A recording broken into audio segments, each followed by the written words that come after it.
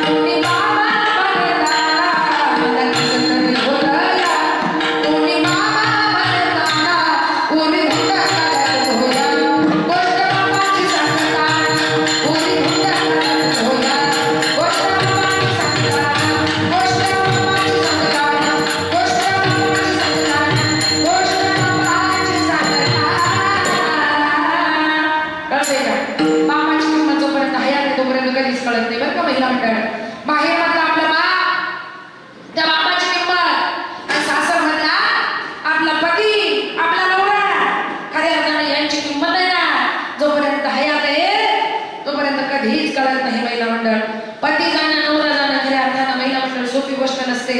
आहे का नाही? आणि जिचा पती जातो नवरा जातो ते दुःख खऱ्या अर्थानं त्या स्त्रीला त्या बाईला खऱ्या अर्थानं सहन करावं लागतं.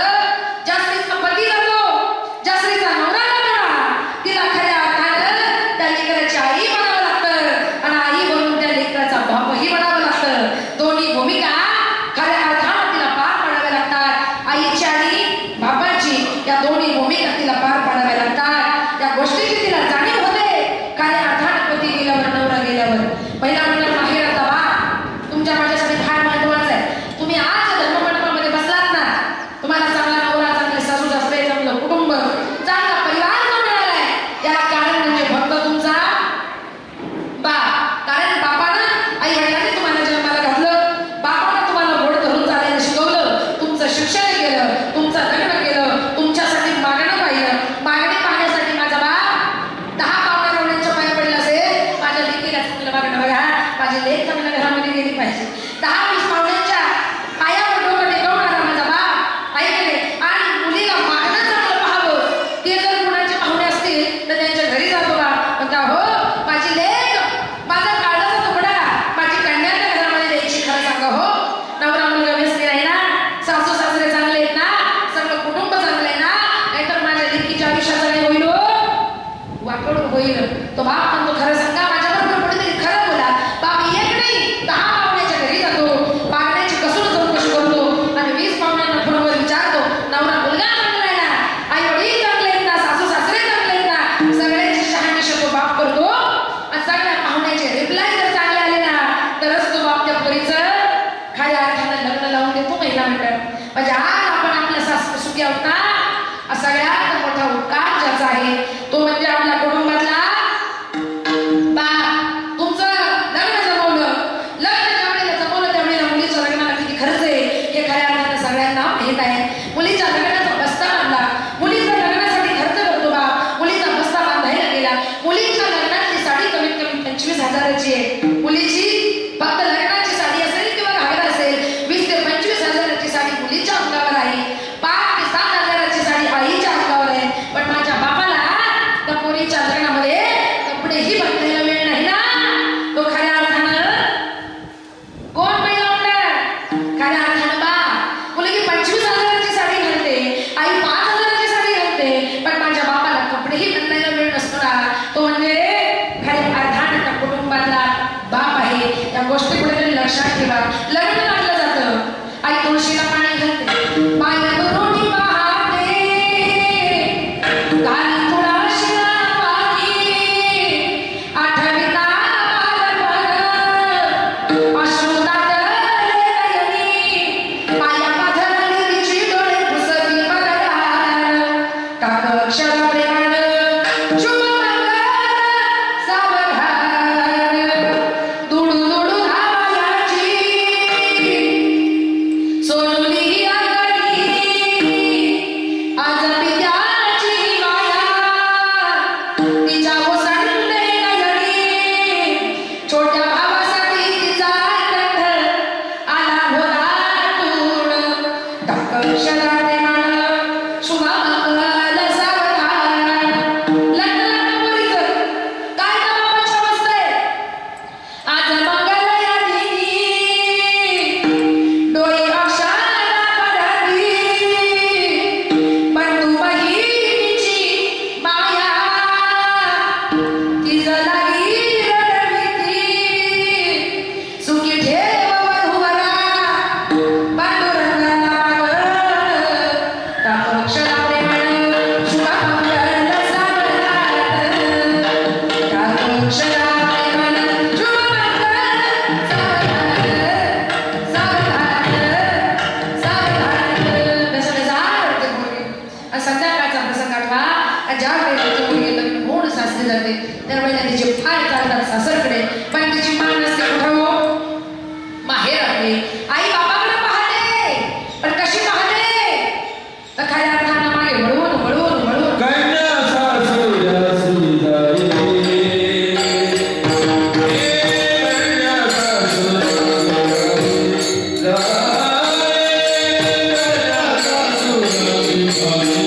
Thank you.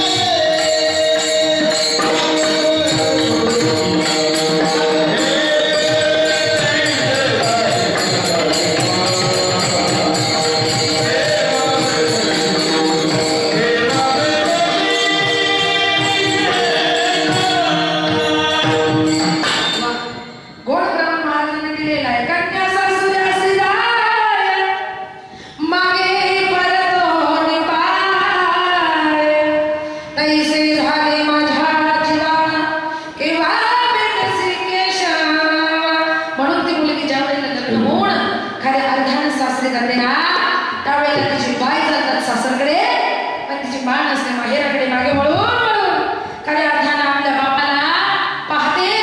खऱ्या अर्थानं ती म्हणजे खऱ्या अर्थानं लेक असते. या गोष्टी लक्षात ठेवा. किती बापाचा जीव गुंतलाय कोणामध्ये? खऱ्या अर्थानं लेकीमध्ये गुंतलेला असतो. आणि जेवढा जीव लेकीमध्ये गुंतलेला असतो ना, तेवढा हा जीव त्या बापाच्या मध्ये गुंतलेला असतो, खऱ्या अर्थानं मुलामध्ये गुंतलेला असतो, स्वतःच्या लेकामध्ये गुंतलेला असतो. मुलगा खऱ्या अर्थानं बापासाठी काय आहे, मुलगा म्हणजे बापासाठी काय आहे, खऱ्या अर्थानं मुलगा म्हणजे बापासाठी एक जगण्याचा बाप आहे. तो बाप जगतो ना, तो म्हणजे खऱ्या अर्थानं आपल्या मुलासाठी जगतोय, आपल्या लेकीसाठी जगतोय. माझं लेकरू मोठं झालं पाहिजे. आपल्या आयुष्याची इस्टेट प्रॉपर्टी जीवनामध्ये कमावणारा जर कोण असेल तर तो म्हणजे बाप. तुमच्या आमच्यासाठी 2 एकर घेतो, 5 एकर घेतो, 4 एकर घेतो, नाही असं जमलं तर रोडलाच 1-2 गुंठे घेतो का? हुशार आहे तुमचा मुलगा, नोकरीला लागेल, कशाला रस्त्याच्या कडेला जमीन पाहिजे नाही हो. माझा मुलगा नाही नोकरीला लागला ना, तर आज रोडच काही घेऊन ठेवलं तर उद्या माझ्या मुलाला काही नाही करता आलं तर रोडच्या कडेला एखादा व्यवसाय करेल. या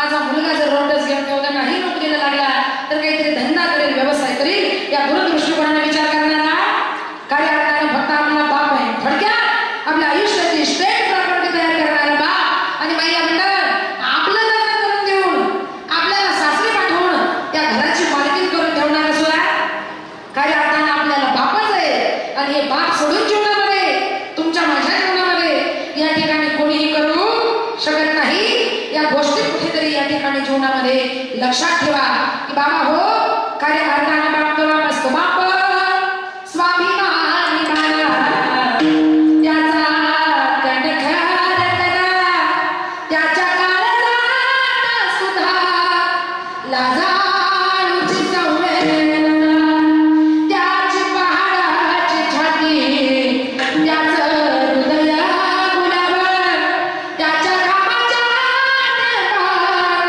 सोन्या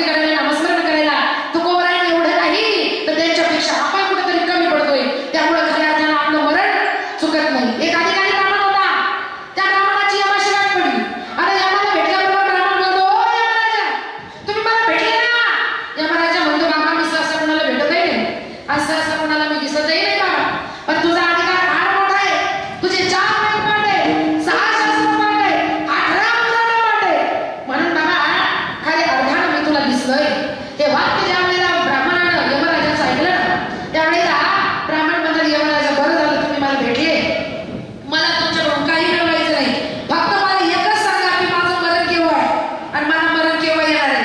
यमराजा म्हणतात, ए बाबा, मी जरी माणसं मरत असलो ना तरी मरण चुकवणं हा प्रश्न माझ्या अधिकाराचा नाहीये, आणि तू काही म्हटला तरी तुझं मरण मी चुकू शकत नाही आणि मरण कधी आहे हे सुद्धा सांगू शकत नाही. त्यावेळेला या ठिकाणी ब्राह्मण म्हणू लागले, नाही यमराजा, तुमचा अधिकार कुठे आहे, कमीत कमी माझं मरण केव्हा आहे आणि माझं मरण चुकेल असा काहीतरी उपाय सांगा.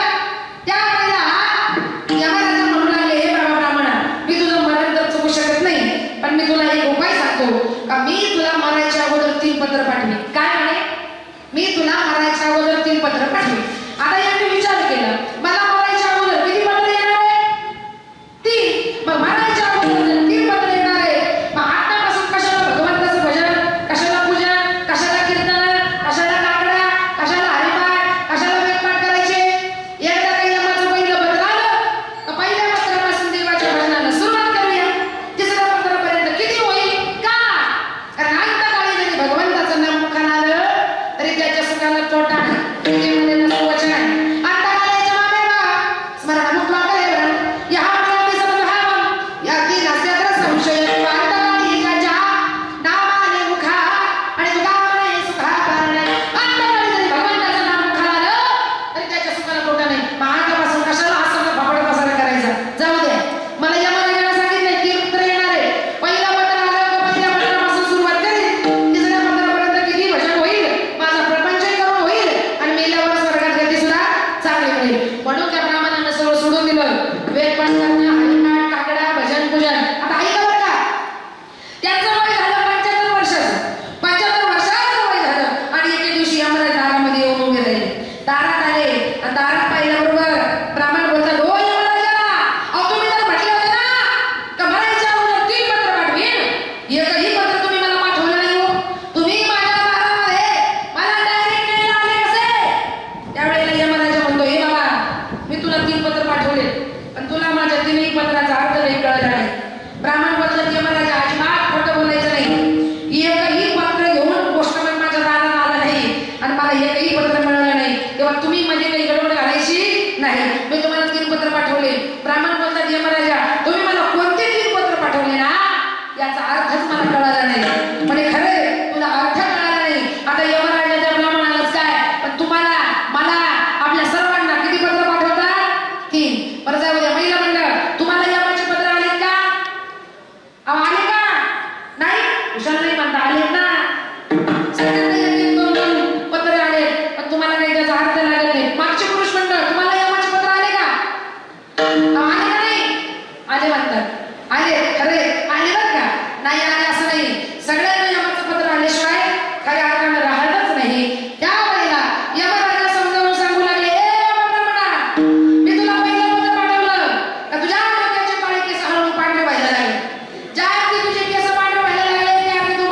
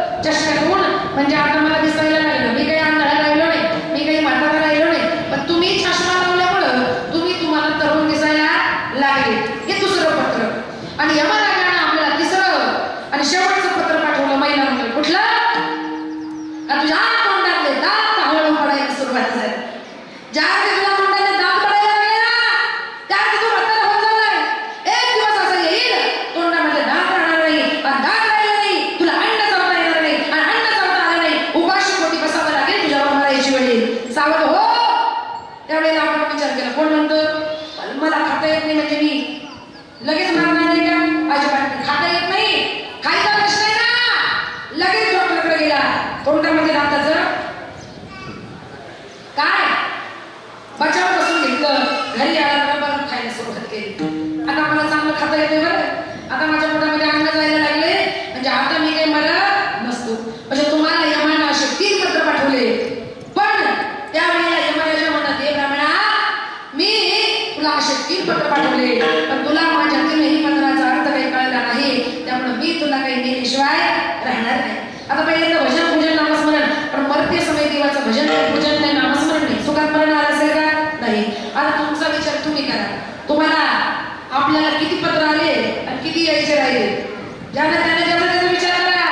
तुम्ही तुमचा करा, आता मला किती पत्र आले आणि माझे किती यायचे राहिले, माझं आयुष्य किती शिल्लक राहिले, याचा प्रत्येकाने विचार करा.